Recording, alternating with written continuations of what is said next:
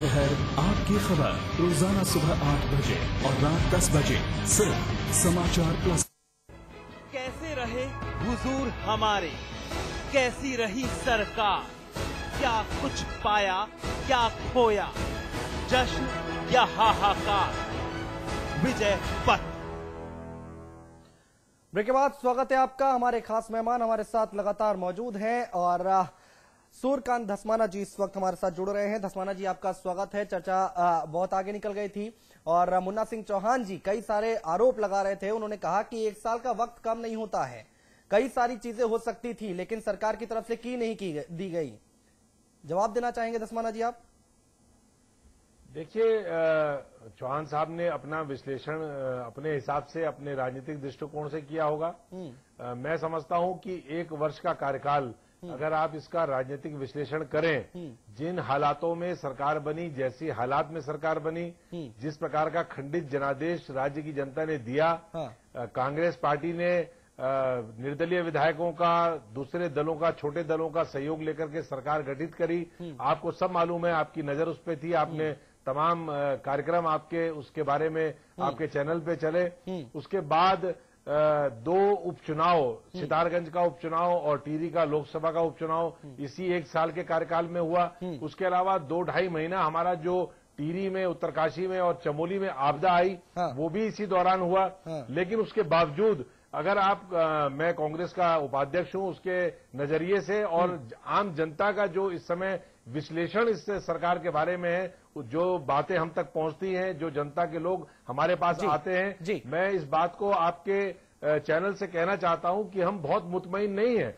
हम ऐसा नहीं है कि हम ये कह रहे हो कि हमने सारे काम, जो हमने सारे वादे जनता से 2012 के चुनाव के घोषणा पत्र में किए थे, हमने पूरे कर दिए हैं। लेकिन 1 साल के कार्यकाल में जिस प्रकार से 5 साल में विकास का पहिया पूरी तरह से पटरी से उतार के भारतीय जनता पार्टी ने 5 साल में रख दिया था, पूरे 5 वर्ष मुख्यमंत्री की कुर्सी को लेकर जो घमासान भारतीय जनता पार्टी के अंदर मचा था, जिस प्रकार से पूरे राज्य का विकास ठप पड़ा था, और विशेष तौर पे जो एक आरोप लगाया जाता है, बीजेपी के लोग आजकल बड़ा धरना कर रहे हैं, घेराव कर रहे हैं, 2010 में जो आपदा उत्तराखंड में आई थी, उस आपदा के बाद राज्य की तमाम जो राज्य मार्ग रहे हों, राष्ट्रीय राज्य मार्ग रहे हों, संपर्क मार्ग रहे हों, जो सारे ध्वस्त हो गए थे। 3000 से ज्यादा मार्ग थे राज्य में जो ध्वस्त हो गए थे।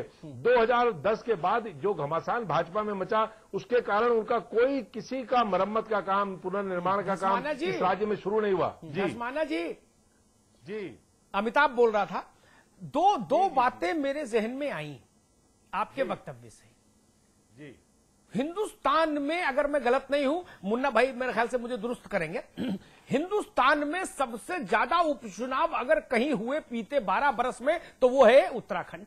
ठीक, इसका मतलब ये वो उपचुनाव के लिए अभिशप्त राज्य तो है ही, ये तो मान के चलिए। यहां तो हर 2 महीने में कुछ ना कुछ नया बवाल रहेगा उपचुनाव का। 12 साल का रिकॉर्ड है एक, इसलिए ये तर्क। और प्राकृतिक आपदा तो जब से ये भूभाग अवतरित हुआ सृष्टि के पटल पर, तब से प्राकृतिक आपदा है इस इलाके में, इसलिए ये एक्सक्यूज नहीं। और दूसरी बात, इन दोनों पर आपको उत्तर जरूर चाहूंगा, तब बहस सार्थक दिशा में जाएगी। दूसरी बात, पुल नहीं बन सकता, यूनिवर्सिटी दूसरी नहीं बन सकती, 1 साल में बिजली चालू नहीं हो सकती, 1 साल में पनबिजली हो, चाहे सौर ऊर्जा हो, कोई ऊर्जा हो। मैं स्वीकार करता हूं और मैं मुन्ना सिंह चौहान से भी इस बात के लिए प्लीड करूंगा कि आप इस बात को स्वीकार कर लो। अविकल थपलियाल को भी कहूंगा इस बात को स्वीकार करो और इस पर सरकार को की मंशा पर सवाल नहीं उठाएं।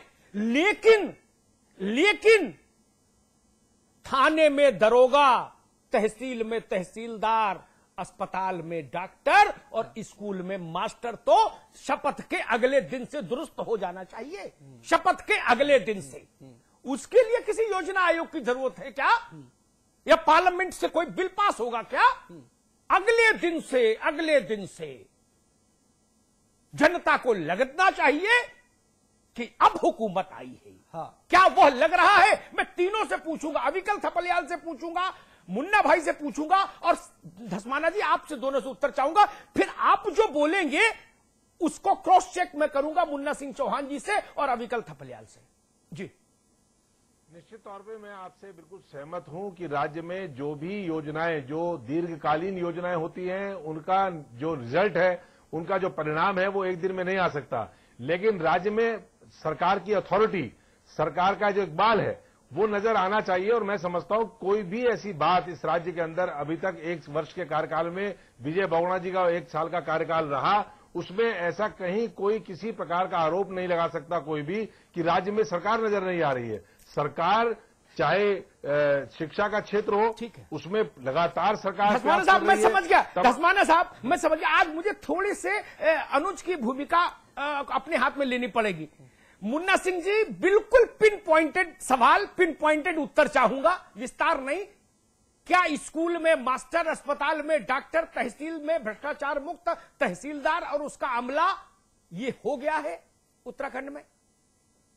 अमिताभ जी जी, अमिताभ जी जी, अफरा तफरी का जो माहौल इस समय उत्तराखंड प्रदेश में है, वो सरकारी कार्यालय हो, वो प्राइमरी स्कूल हो, मैं विश्वविद्यालय की भी बात नहीं कर रहा हूं, वो प्राइमरी स्कूल हो, वो अस्पताल हो, वो बेसिक टीचर्स के ट्रांसफर पोस्टिंग का सवाल हो, कर्मचारियों का, छोटे कर्मचारियों का ट्रांसफर पोस्टिंग का सवाल हो, या छोटे छोटे विभागों में जिसे हम पारदर्शिता के नमूने के रूप में पेश करते हैं, कामकाज में पारदर्शिता, छोटे छोटे निविदाओं में, टेंडर प्रक्रिया में पारदर्शिता, उसका यदि सबसे फूहड़ नमूना, मैं शब्दों का इस्तेमाल बहुत जिम्मेदारी से करना चाहता हूं, लेकिन मेरे पास कोई बेहतर शब्द मेरे शब्दकोश में नहीं है, यदि उसका कोई फूहड़ नमूना आप देखना चाहते हैं तो इस 1 वर्ष का उत्तराखंड देखिए, तो आप संतुष्ट हो जाएंगे। ठीक है मुन्ना भाई, मैं आपकी बात समझ गया।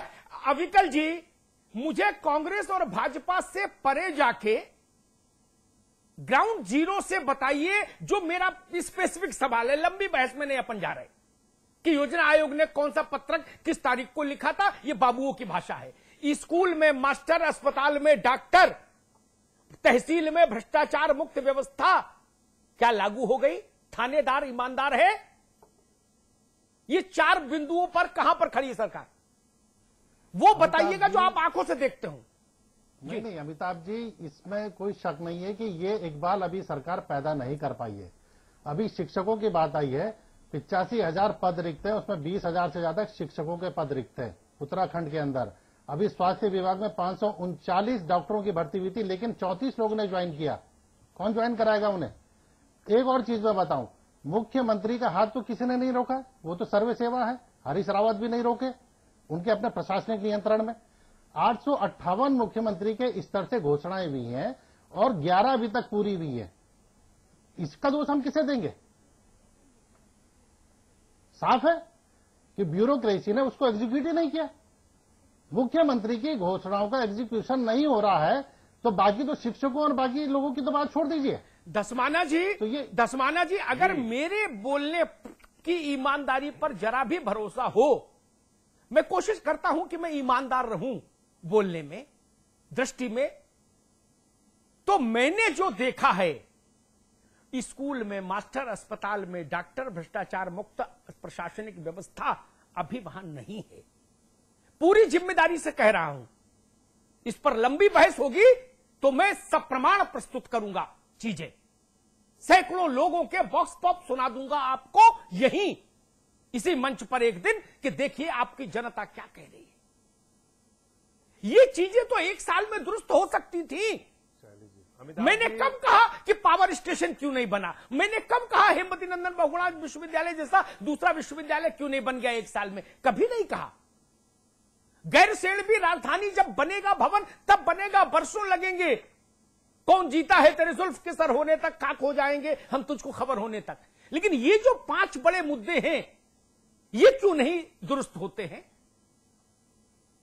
अमिताभ जी, इसमें भी मैं आपसे निवेदन करना चाहता हूं, आपकी बात से मैं कहीं नाइत्तेफाकी नहीं रखता हूं कि राज्य में जो स्वास्थ्य सेवाएं हैं, तमाम पूरे राज्य के जो प्राथमिक चिकित्सा केंद्रों से लेकर के जो जिला अस्पताल हैं, वहां पर जो डॉक्टरों का इंतजाम है, जो डॉक्टर होने चाहिए, मैं इस बात को स्वीकार कर रहा हूं। और ये आज की सरकार नहीं, चाहे हमसे पहले भारतीय जनता पार्टी की सरकार रही हो या उससे पहले 2002 से लेकर 2007 तक कांग्रेस की सरकार रही हो, निश्चित तौर पे राज्य का जो राज्य की जो सेहत है राज्य का जो हमारा स्वास्थ्य सेवाएं हैं उसमें बहुत ज्यादा अभी आवश्यकता है सुधार की। और इसी के साथ साथ जो शिक्षा का आपने एक बात कही, मास्टर की बात कही, राज्य में आपको मैं थोड़ा सा पीछे ले जाना चाहता हूं। 2002 से लेकर 2007 तक कांग्रेस की ही सरकार में 40,000 नियुक्तियां अध्यापकों की पूरे राज्य में हुई, जो रिकॉर्ड है। लेकिन 5 साल में भारतीय जनता पार्टी का अगर आप शासन धस्माना जी, एक बहुत अदब के साथ एक बात कहूंगा, मुझे बहुत कष्ट हुआ था जिस दिन देहरादून में शिक्षा मित्रों पर बर्बरता से लाठी चली थी। अध्यापकों का सम्मान होना चाहिए, वो इस समाज के भविष्य के शिल्पकार हैं, वो लाठी के पात्र हैं या प्रणाम के ये पात्र हैं? वो चोर उचक्के हैं कि उन पर पुलिस लाठी मारेगी? ये चीजें तो दुरुस्त होनी चाहिए थी, ये चीजें तो दुरुस्त होनी चाहिए थी, निश्चित होनी चाहिए थी। और उसपे सरकार ने उसके बाद उसका संज्ञान लेकर के बाकायदा उनसे बातचीत करके उनका मानदेय मुझे धस्माना जी मेरी स्मरण शक्ति अगर धोखा नहीं दे रही तो उस मामले की जांच का ऐलान हुआ था। अविकल थपलियाल मुझे बताएंगे कि उस जांच की रिपोर्ट में क्या लिखा गया और कहां आई रिपोर्ट और कब आई रिपोर्ट और आई भी या नहीं आई। अविकल जी, उस लाठीचार्ज की जांच का ऐलान हुआ था, सरकार ने कहा था जांच होगी, दोषी अधिकारी बख्शे नहीं जाएंगे। क्या हुआ उस जांच में? जांच का ऐलान हुआ था, दोषी अधिकारियों के खिलाफ कार्रवाई करने की बात हुई थी, लेकिन बाद में उसमें यह हुआ कि जो शिक्षा मित्रों पे इन्होंने मुकदमे भी ला दिए थे वो वापस ले लिए। उस पर यह फैसला किया वापस ले लिए जाएंगे, लेकिन अधिकारियों पे कोई कार्रवाई नहीं। लेकिन जिन्होंने लाठी मारी उन पर क्या हुआ? कोई कार्रवाई नहीं हुई। धस्माना जी, अविकल थपलियाल भाजपा के नहीं, अविकल थपलियाल सपा के नहीं। जी, मैं ये स्वीकार कर रहा हूं, लेकिन सरकार ने अगले दिन ही वार्ता करके उनका मानदेय बढ़ाने का काम भी किया और जो उनके खिलाफ मुकदमे कायम थे उनको वापस लेने का काम किया। सहमति बनी, मेरा प्रश्न अमिताभ जी, लाठी मारने वालों को क्या दंड मिला? बिल्कुल, अध्यापकों को लाठी मारने वालों को क्या दंड मिला? लाला लाजपत राय पर लाठी पड़ी, इस देश के इतिहास में दूसरी बड़ी लाठी जयप्रकाश जी पर पड़ी पटना के गांधी मैदान में, और तीसरी लाठी ये थी जो हमारे अध्यापकों पर पड़ी। ये जेब कतरे हैं, ये गुंडे बदमाश हैं, ये हमारे बच्चों को पढ़ाने वाले लोग हैं। उन लाठी मारने वालों के खिलाफ कार्रवाई में क्या हिचक थी?